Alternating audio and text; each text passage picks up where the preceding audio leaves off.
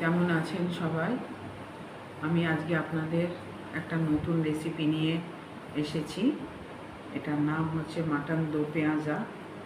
এতে কি কি উপকরণ লাগে দেখুন। আমার এখানে মাটনটা আমি একটু পেঁয়াজ আর রসুন দিয়ে একটু সেদ্ধ করে রেখেছি। এখানে পেঁয়াজ আছে দু রকম, এখানে কুচনো পেঁয়াজ আছে। আমি স্যালাড পেঁয়াজ পাইনি, ওগুলো খুবই ছোট ছোট হয়, ওগুলোকে স্যালাড বলে। তো যেহেতু আমার বড় পেঁয়াজ আছে, আমি সেগুলোকেই ডাইসের মতো করে কেটেছি। রসুন কিছু কুচনো আছে, এখানে আছে চিলি পেস্ট, লঙ্কাটা ভিনিগার দিয়ে ভিজিয়ে তারপরে আমি বেটে নিয়েছি। এখানে আছে টক দই, এখানে আছে নুন, হলুদ, জিরে গুঁড়ো, গরম মশলা, আর আছে জিঞ্জার পেস্ট। এবার চলুন নেক্সট স্টেপে যাব। আমি এখানে তেল দিলাম, তেলটা আমার গরম হোক, তারপরে আমি নেক্সট স্টেপে ফিরে আসছি।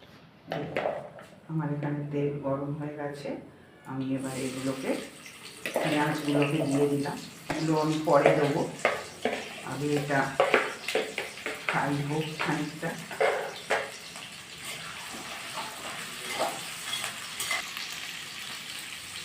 এরপর যে রসুনগুলো আছে সেটাও আমি এখানে দিয়ে দিলাম। এরপরে আমি যে ডাইস করা পেঁয়াজগুলো আছে সেগুলো আমি এতে দিয়ে দিলাম।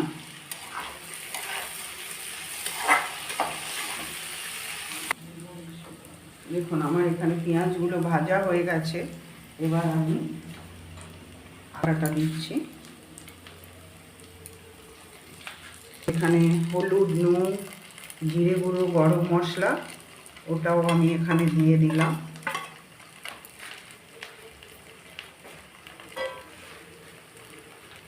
এখানে যে দইটা আছে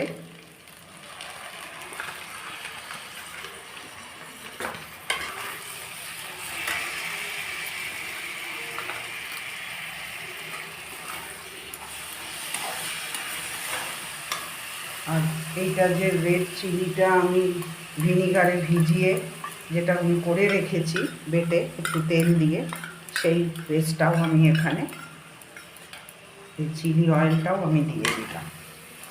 এবার এটা কষানো হোক, তারপরে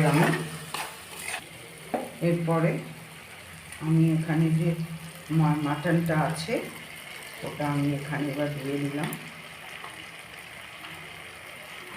আর মাটনের যে স্টকটা সেটা পুরোটা দেব না, যতটা প্রয়োজন হবে আমি ততটা দেব।